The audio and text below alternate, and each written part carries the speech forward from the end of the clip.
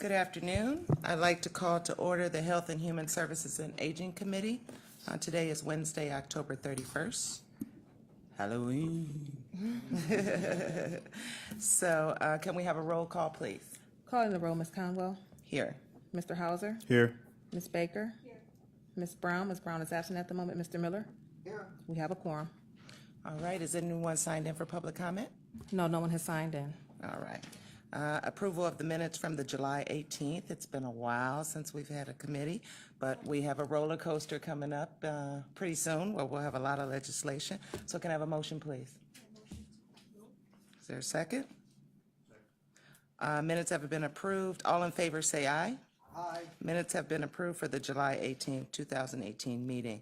Today we have matters referred to the committee, one item, and then later we will have a presentation, which will actually be updates from the Cuyahoga County Board of Developmental Disabilities. And I'm assuming that Ms. Petty will be giving that. So if you could please read the first item into the record. Resolution number 2018-0195, authorizing an amendment to contract number CE 17000023-01 with Lutheran Metropolitan Ministry for Adult Guardianship Services for the period 1/1/2017 to December 31st, 2018, to extend the time period to December 31st, 2019, and for additional funds in the amount not to exceed $553,000. Thank you.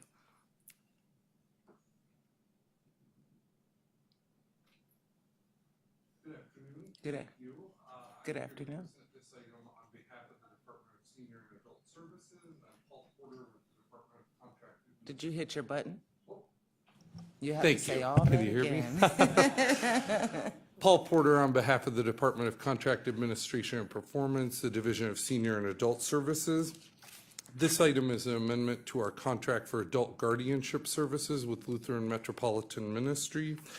This program is one that permits clients referred by both DSAS and the probate court to receive guardianship services. Out of the funding amount that was mentioned, DSAS contributes $423,000 and the probate court contributes $130,000. There's been a decrease in that funding over the years from a high of $201,000 due to lower revenue from the court's indigent guardianship fund. So the total amount is $553,000, and that amount does not represent an increase since 2014. So they're operating at the same funding level as it was starting in 2014. Lutheran Metropolitan Ministry has a superior contract rating from their most recent site visit that our department did. And I'd like to acknowledge a few people today who are going to come up and speak on behalf of this item. The first is Marlene Robinson-Statler, the interim administrator at the Division of Senior and Adult Services. And then we have Kendra Daniel and Mike Garvey from Lutheran Metropolitan Ministry, if the committee would like to ask any questions about the vendor from the program. So with that, I'll turn it over to Marlene Robinson-Statler. Thank you. You're welcome. Good afternoon, council members and chairperson. I wanted to add, in addition to the things that Paul talked about with Lutheran Ministry, some of the impact it actually has in the community. Obviously, at the Division of Senior Adult Services, we're there to make sure that we keep individuals safe from harm of abuse, neglect, self-neglect, and especially financial exploitation. So through that, Lutheran Ministries, some background here, has served the community in Cuyahoga County for over 28 years. And they've worked with DSAS, Division of Senior Adult Services, since 2009. Through that, Adult Protective Services, we normally exhaust all other options with family members and other people we can find as guardians, and we try to do the prior to doing a referral to Lutheran Ministries. And then we refer the client for guardianship to Lutheran Ministries. They make the application with the courts. If the court agrees, then Lutheran Ministries will serve as the guardian, and we pay for the service. And then obviously with probate court, they become aware of indigent individuals in the community needing guardianship services. Then they'll appoint a Lutheran Ministries guardian through probate court. Now, in 2017, we did experience a waiting list with our services, seeing that our population was growing in need of services, guardianship services. Lutheran Ministries has worked with us and worked on changing part of their intake process. The current caseload, so you know the impact and some of the numbers and figures behind it. The current caseload is 478. We currently have 15 cases in a pending status, During the entire year of 2018 so far, they've served over 729 clients have been served. And if you compare that, the payment rate actually, that the cost for us is $69.12. In comparison, market rate and legal fees, if you were using a nursing home or private pay, would be over $110 an hour. So comparable with those figures, obviously the rate that we receive is a lot lower, and being the vendor that we've used for several years. Some of the other items, overall, the waiting list was about 44 days for the clients and 34 days for APS referred cases, which is 22.7% shorter than typical cases being referred for guardianship services. And that was everything. If I may ask you a Yes. question, 15 pending, does that mean like a waiting list, 15 wait? No, 15 meaning they're currently in the intake process with Lutheran Ministries. We don't have a waiting list right now, happy to report. And how long does it usually take for the intake process to? Usually 34 days. Any other questions for Marlene from the committee? All right, thank you.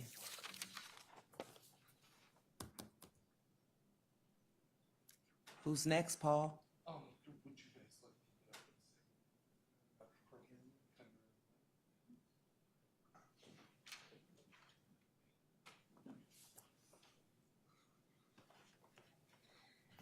Thank you for your time. We just wanted to appreciate the support that Cuyahoga County has provided Lutheran Metropolitan Ministry for many years. We do consider ourselves a safety net program. And the reason we're able to provide the services we are is because we have a very diverse funding stream. We do, as a nonprofit, go after private funds, foundations, donors, as well as fee-for-service contracts. And so the support from the county allows us to serve even more people, especially with those high emergency population from Adult Protective Services. So we thank you for that.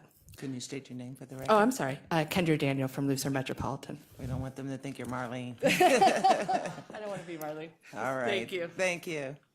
Paul, I guess it's back to you. So Paul, you had mentioned that the numbers aren't adding up unless I missed something. You said 223,000 was coming from DSAS and then 130 from probate court, but the contracts were 553. Sure, I'm sorry if I misstated it. It's 423,000 from DSAS and then the 130,000 from probate court. So that would be the 553,000. All right. I'm going to open up any questions from the committee. Councilwoman Baker and then Miller. Thank you. Just curious, we are providing legal guardians to serve as concerned caring advocates, and maybe this is a question for Marlene Robinson, but how do we screen those people? How do we know that they are caretakers to where things like decision-making for indigent persons that are deemed incompetent, how do we know that? Sure. How do we know what process they go through to be that type of person? I would call up both Marlene and Kendra in this case. Kendra can explain a little bit more about their overall hiring process and their training process for the individuals who are serving as legal guardians. That'd be good to know. I appreciate it. Thank you. So the people who serve as our legal guardians, we have a hybrid approach in our program. We have staff guardians, so we have currently 13 staff guardians, and several of them are nationally certified guardians as well, who usually have a caseload. And then we also have volunteer guardians who serve, and we go through an extensive background check for them, as well as a 6-hour training that's required by the state of Ohio. And then I have a full-time guardian coordinator who manages those guardians to ensure that they are making the decisions that they need. And again, we are guardian of person only. If we ever need a guardian of estate, if the people that do have assets, the majority of the people we work with are indigent, but if there is a guardian of estate, we're going to work with an actual licensed attorney who are either volunteer or gets paid, and we work with the probate court to identify those. Thank you. Very helpful.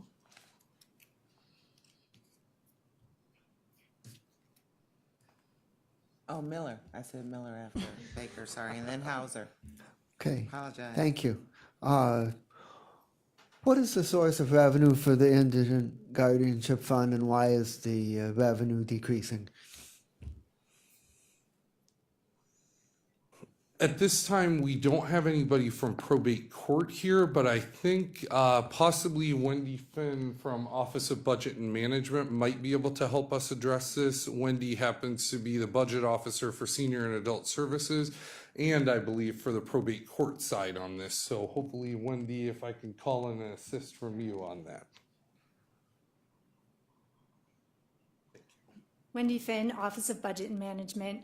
The revenues from the probate court come from their indigent guardianship fund, and those funds have been decreasing. It was a high of about a little over 200,000 maybe 4 years ago, and they've been slightly decreasing. So we've been matching the probate court's contribution to what that fund could sustain, and the balance of it has been filled in by the Human Services Levy Fund.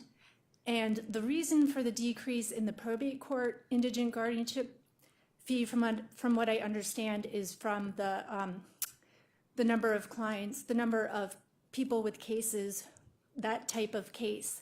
That caseload has been declining, so the revenues have been declining. So, do the people who need guardians pay a fee for the service? Is that where this money comes from? No, from the probate court side, it's a case filing fee.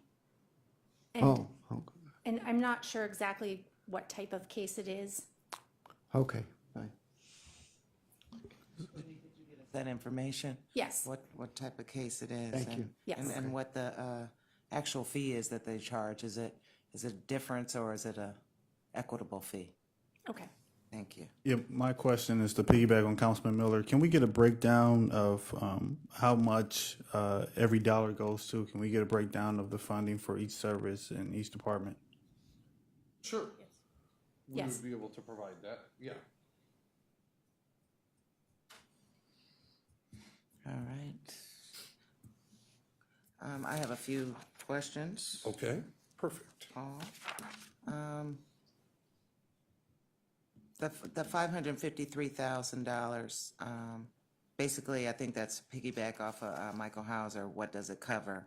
And can you send the committee a breakdown of how the funds are utilized? I don't know if they commingle the funds or who administers that, if it's DSAS or it's probate court. Certainly. We do get an itemized invoice from LMM on a monthly basis for the services that are delivered. We'd be happy to roll that up for the full year for you to send that. One thing I will acknowledge is, since there hasn't been an increase since 2014 in this funding, LMM does tend to run out of the funds for this service prior to the end of the contract year each year. They are able to use additional dollars, as Kendra mentioned, some of the other funding sources that they have to kind of supplement part of the cost. But to date, they have not refused services to any of our clients as a result of that funding shortfall at the end of the year. They continue to deliver services even when funding from the county is exhausted. Okay, and that was probably my last question.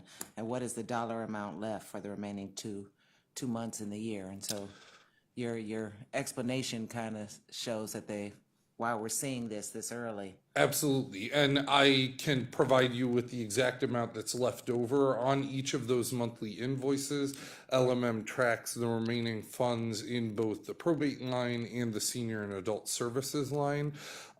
Since this is a joint contract, we haven't necessarily said, like, you can only serve X amount of DSAS clients and X amount of probate court clients. Because there's a need on both sides, we kind of look at it as a maximum overall caseload number, not necessarily saying if you run out of probate can't make more referrals. Otherwise, there wouldn't be another option for those clients that come in through the probate court. The typical referral from the DSAS side is a client that receives a call for adult protective services, whether that's a report from the client themselves or some other reporter, and then DSAS gets involved through the adult protective services side. Okay, that kind of leads up of how I should offer this motion to the committee of the whole. second reading suspension because the funds are needed? If we could, please, we would appreciate that. All right. And then why is the contract being amended just for 1 year instead of 2? Well, this was last RFP'd for the 2017 year. So the initial contract was 2017. The first amendment was for 2018. And now this is for 2019. Based on our operating procedure, our intention is to do another RFP sometime during the next calendar year for the contract period that would start in 2020. So this is the third year of this contract if the amendment would be approved. And if, I don't know if that kind of covers in our earlier question of me and Councilman Hauser, but what is the number of individuals that utilize these services? Sure. So far in 2018, and this is a number taken from the report that we got a couple weeks ago, which would have been up through September 30th, there were a total of 729 clients that were served during 2018. Now, that doesn't necessarily mean that's what the size of the caseload is at this time, because you have new clients coming onto the caseload, clients passing off the caseload, but the total number served throughout the year is 729 clients. Okay, so if you could put in your report how the number of the individuals, how they've increased Certainly. since the start of this contract. Any other questions? Councilwoman Baker. Yes, back to the financing piece. Yes. This is 1/1/17 to 12/31/18, but I heard you say this is the third amendment. So was the contract that was 2 years only funding for 1 year? So this is the third amendment, or this is the second amendment, but it's the third year of funding. So Second the amendment. original contract was only 1 year for 2017. The first amendment was for funding for 2018, and now the second amendment is for funding just for 2019. So it was 1 year increments with each item that was approved. Would that be approximately 1.5 million then? Is it about 500,000 each time? Yes, because the amount has been the same, it would be 1,600,000 and change. Okay, thank you. You're welcome. Mr. Math, could you come up, please?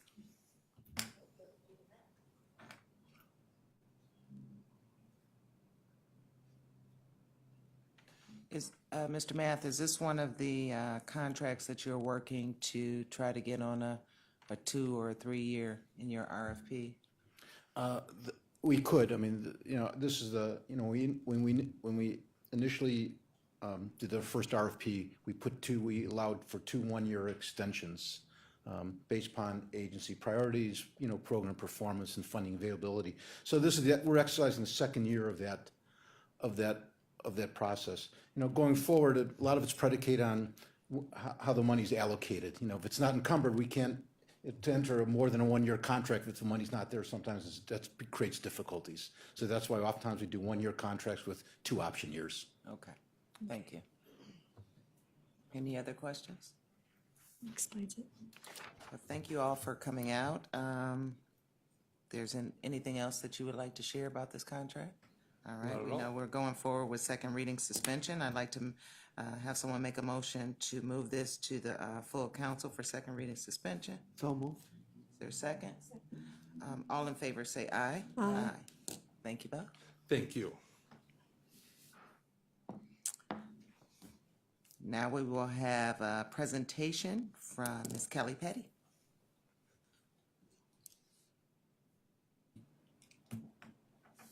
Good afternoon. I'm Kelly Petty, the Superintendent of the Cuyahoga County Board of Developmental Disabilities. Good afternoon, Councilwoman Conwell and other members of the Health, Human Services, and Aging Committee.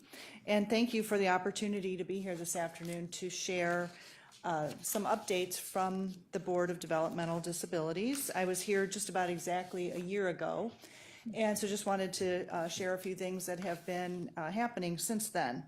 As I think you know, we have, for a couple of years now, spent a lot of our focus on our need to privatize our service delivery. We are currently a service provider of adult services and transportation services to a small extent, and so we need to phase out of that role. So much of our focus has been in that area, but we've also spent a great deal of time the past year looking at our fiscal sustainability. Also, as we phase out of that service delivery role, we're focusing on ensuring that we continue to be seen as a vital member of this community and the service delivery system in this community for human services. We've also looked at how we can direct additional funding to serve people with unmet needs.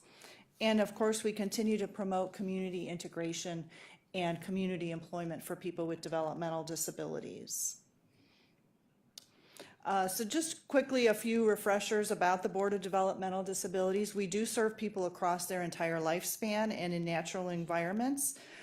We do currently provide both support administration and direct services, which is what is requiring us to have to phase out of that role as a direct service provider. So in early 2020, we will no longer be a provider of adult day services, employment services, or transportation services. 2019 will be our final year as a provider of those services. So since I was here last time, we have actually made that decision and identified an actual date for that. We do still operate and maintain 13 facilities throughout Cuyahoga County. I think you probably remember last year around this time we sold our transportation facility. And we continue to examine the use of all of our properties so that we can be as efficient as possible. And we do currently have plans to sell what we call our Forest Hill Center in East Cleveland, and we will move the staff that are located there to other of our properties. About 63% of our operating budget comes from a 3.9 mil continuing countywide levy that was passed way back in 2005. We've been extremely responsible with our levy revenue over these years. And just a reminder that we do use these funds to draw down a significant amount of federal funding so that we can support even more people. Specifics on the status of our privatization. I know this was an area of interest from the council. By this point, about 95% of transportation services is being provided by private companies. We're only providing a very small amount of that still, and as I mentioned, that will run through next year, and that'll be the final year for that. SAW Incorporated is our nonprofit affiliate. We've been working with them to assist them in becoming a Medicaid certified provider themselves so that they can potentially take on the role of service provider in some of our centers. And an important thing to note about SAW is they are willing to continue to provide what we refer to as piecework, which is an important component of our day services currently, that we have about 400 individuals with disabilities who want to be able to continue to do that. We do intend to implement a competitive RFQ process in order to identify the provider or providers that would take on the operation of our centers. That will be made public actually on January 7th, 2019, and we intend to then go through a review process and have a decision made by our board at their June 2019 meeting. And then again, it is our intention to keep all 8 of our adult activities centers open. However, we will transition away from being the service provider, and a private agency will take on the operation on January 6th, 2020. That is our plan as of right now. Okay, a few statistics about the Board of DD. Our total number of people served is projected to be 9,350 at the end of this year. Note, this is our total daily enrollment, so the number of people that are eligible for services on any given day throughout the year. We actually serve closer to 12,000 people on a total throughout the year, because some people come and go with their eligibility, especially young children don't necessarily remain eligible for more than a couple of years. This graph shows the number of people currently enrolled on a Medicaid waiver. Again, we use Medicaid waivers to fund residential, day, and transportation services for people with disabilities. The year-end projected number is 4,375. Just to note, that's about 47% of the total people that we support that are enrolled on a Medicaid waiver. The waiting list for Medicaid waivers is, of course, a concern that you may be familiar with from talking with people throughout the community. So what I have captured here is as of August 31st, 2018, there were 2,223 people on the Medicaid waiver waiting list for Cuyahoga County. That number has always, for many years, has hovered around the 2,100, 2,200 mark. On September 1st of 2018, the state of Ohio implemented a new waiting list rule. So what will happen is that every person on the waiting list currently, as of that date of August 31st, and then any new individuals from that point forward that come to us that want to be on our waiting list for waiver services, they will undergo a standardized assessment process. So it's the same assessment used across the state in all counties. And then only people with what is called a current unmet need will qualify to be put on the waiting list. And they define a current unmet need as something that needs to be addressed within about 12 months. So people with immediate needs would still have the ability to be immediately enrolled into a waiver program.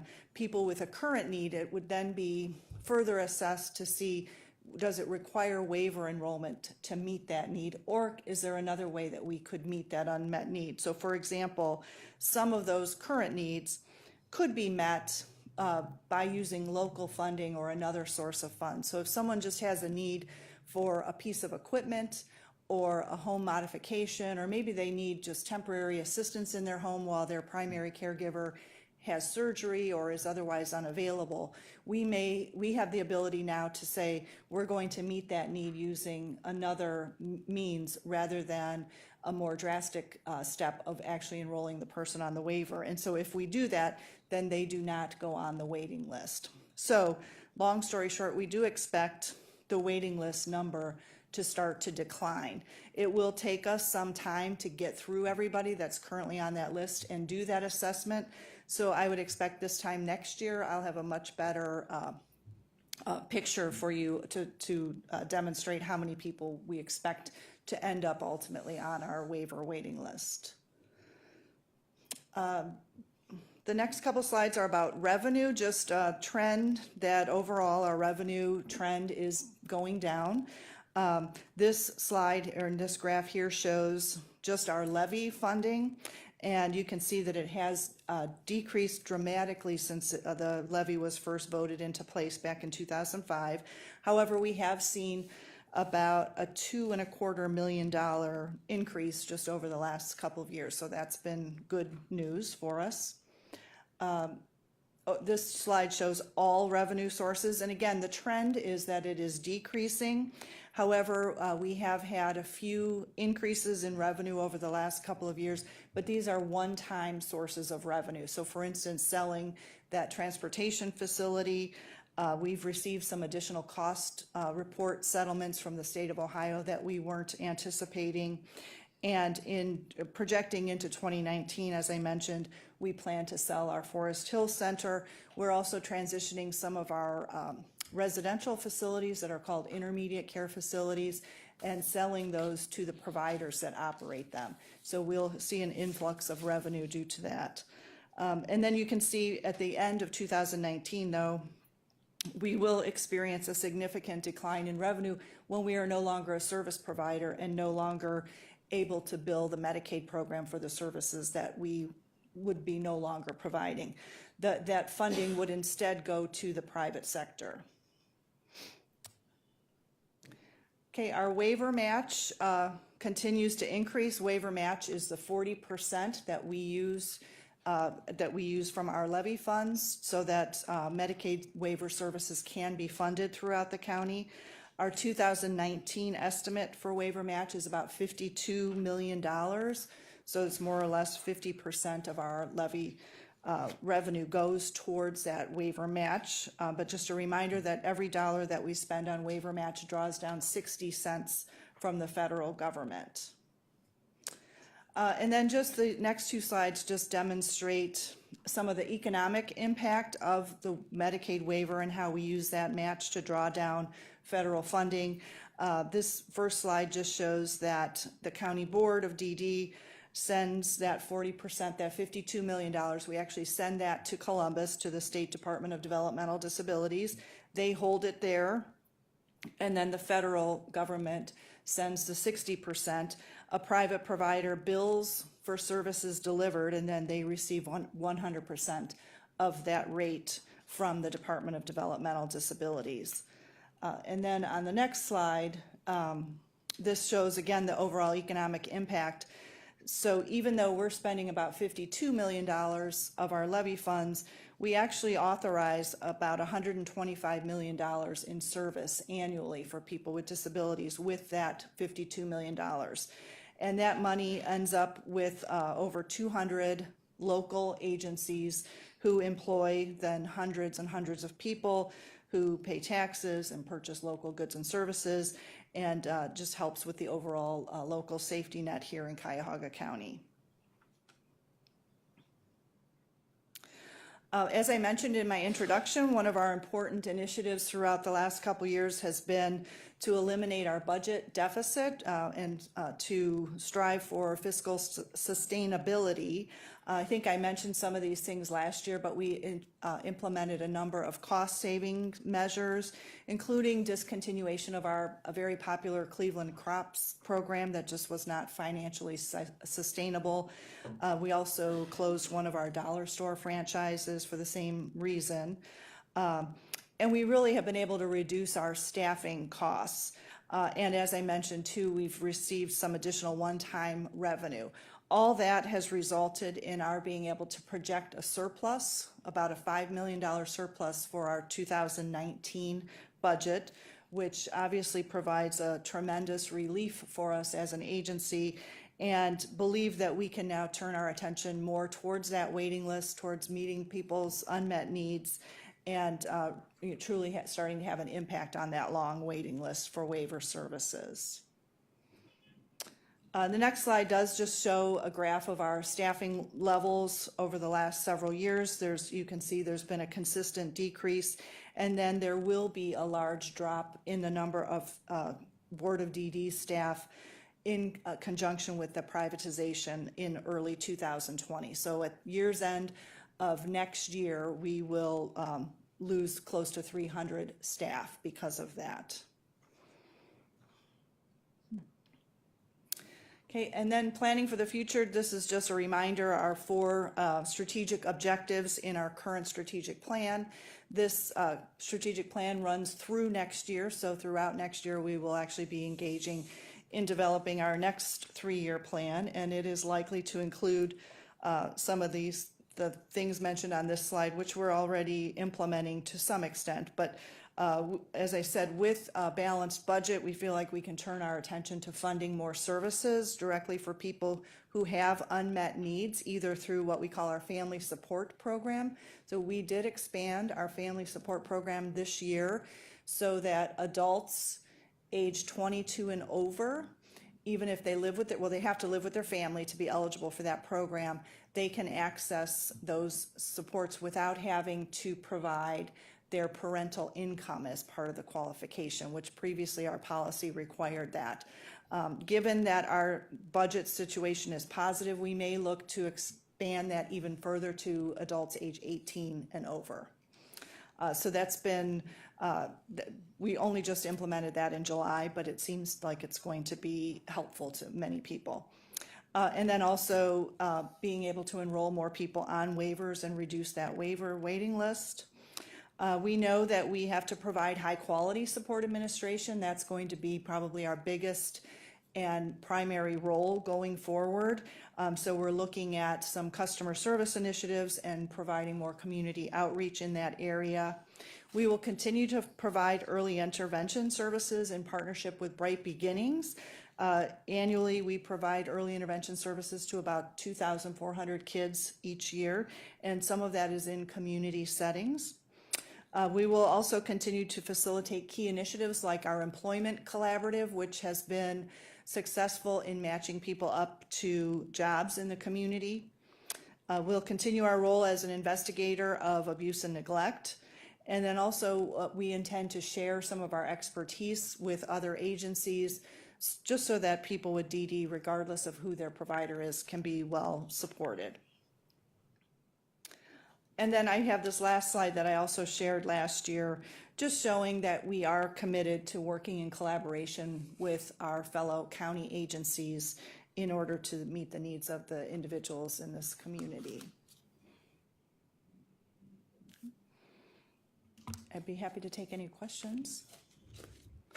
All right, just like to have the record reflect, Councilwoman Brown is here, and Michael Hauser, please. Superintendent, can you tell me more about the selling of the Forest Hill location in East Cleveland? Where's the current staff that's working there now supposed to go? How would this affect the residents of East Cleveland, and have they been properly notified? I don't believe the residents of East Cleveland have been notified. We've had discussions with a broker agency, and the county is aware of our intention.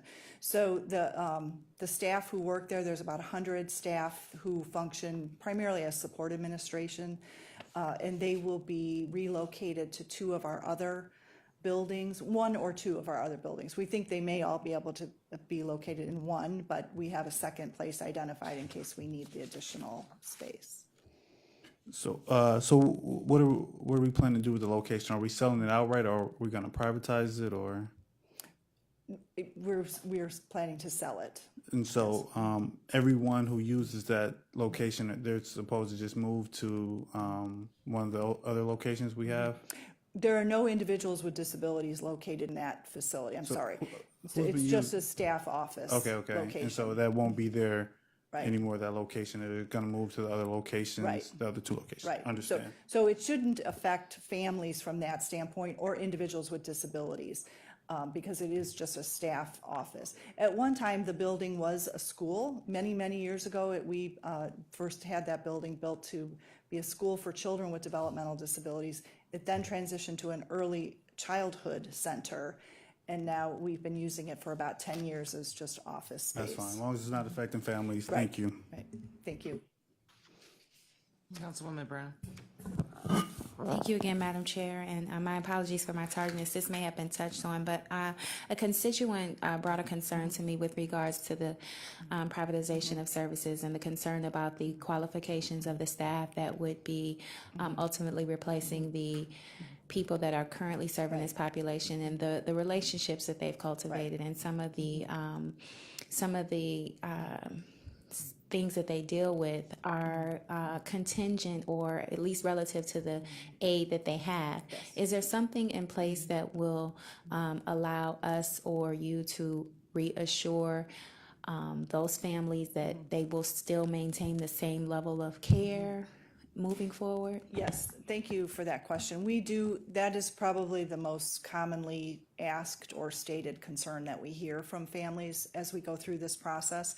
And I did just completed a round of parent meetings in September, and we heard this question at virtually all of them. And so a couple of things. The staff that work for private agencies, there are training requirements. That's all in state rule. And we have made that available upon request. I mean, it's easy to find what the different requirements are. They're very similar to what our staff are required to have in terms of training. So there's not, on paper, there's not that much difference. But we do very much appreciate the fact that individuals with disabilities can be vulnerable, and many of them in these centers are receiving very personal care throughout the day, and they have grown attached to the staff, and they don't want to see that change. And so we are looking, as we finalize the RFQ, that we're going to publish it, as I said, in January. As we're finalizing that, we're trying to implement an incentive that providers would be incentivized to actually hire on our staff. It's always been very important to us as we've tried to make these plans that we keep as much consistent as we possibly can for the individuals that attend there. So we're hopeful or cautiously optimistic that we're going to be able to develop a plan like that, but it's not certain yet. Okay, well, as your partner and as a person that, as our responsibility is to be advocates and conduits for our constituents, I would respectfully request that you keep us involved in that process and let us know how or if we can be of any assistance in assuring that happens, because I think the quality of care and the relationships that have been established is essential to the growth and prosperity of this population. So we want to make sure that we are that we're a part of their success and growth in their life. So Yes, I appreciate that. And we absolutely will keep you posted and ask for any assistance that we think might be helpful. I think it's important to know too that the people who provide direct support throughout the field, whether it's in residential settings or in our current facilities or other day programs, there is a real crisis in that. There aren't enough staff. The turnover rates are extremely high, and the rate of pay is extremely low. The Medicaid rates are just don't allow for providers to pay direct support professionals all that well. And so I think either it's a state issue. It's not limited here to Cuyahoga County, but there does need to be a change there. as you touch on the rate of pay, that was another issue that was addressed, and being able to maintain the rate of pay was brought up as a question of concern. And so I'm not sure if you're at liberty or if you can touch on how that will be addressed in the future. Well, that's what, for the services that we're transitioning, we are trying to impact that via the request for qualifications process. But that's all we, as the Cuyahoga County Board, can really influence, because private providers have to live within that Medicaid rate, which for a day service, for example, is about $20 an hour. So within $20 an hour, they're paying staff, they're providing benefits to staff, workers' compensation, and all those things that go along with it, and overhead facility costs. So there's a very tight margin. Yeah. It would be wonderful if somehow we could all work together to impact that across the whole state for the better. Thank you. On page 3, you talked about, Director Petty, the rule made by the state of Ohio about the standard test. Oh, for the waiting list? Yes. So who will implement that test? Well, county boards of DD implement that. There's been extensive training, mostly for support administration staff. So if we got a call this afternoon from a family new to us who said they were interested in enrolling on a Medicaid waiver, we would deploy a support administrator to meet with them and the person to conduct the assessment, and then make a determination about whether they have immediate needs or current needs, whether they really belong on the waiting list, or we could potentially meet their needs some other way, or maybe they just really don't have any unmet needs at this time. And since this was a rule that was implemented by the state of Ohio, are there any reimbursement or anything for this extra? No. It's part of the role of the support administrator. In Cuyahoga County, since we're large, we have a few support administrators that are specialized to do this, but every support administrator has been trained to do it for the people that are already potentially on their caseload. Okay. I think I have one more. Councilman Miller.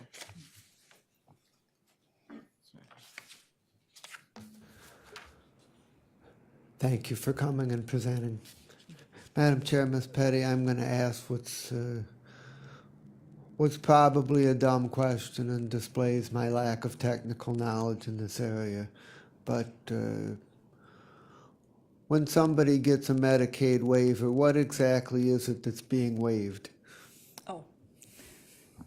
So the waiver refers to some of the typical rules that apply to become Medicaid eligible.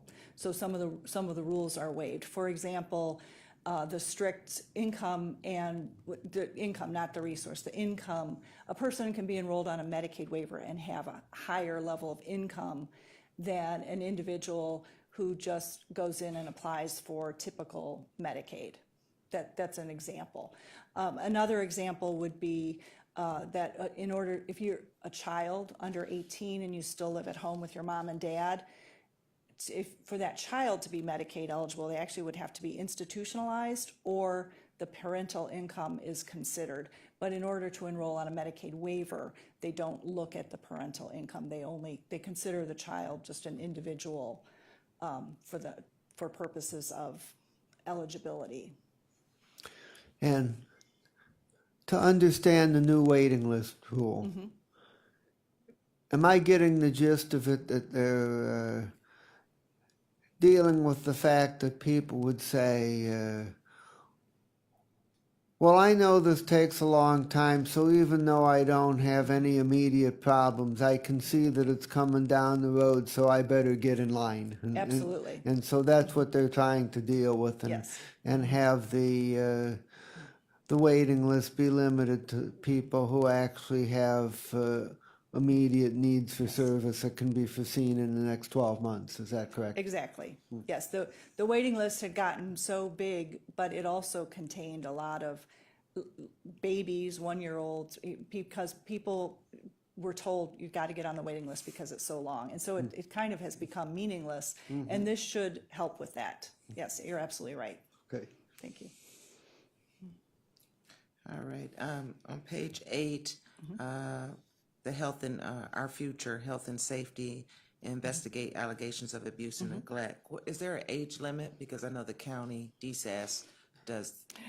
Yes, so if we received an allegation of abuse and neglect for a child, we would turn that over to the Department of Children and Family Services to investigate.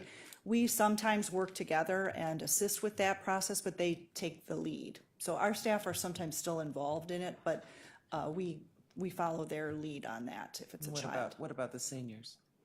We do senior. There's no upper age limit for our staff to be involved. Okay. Only the children.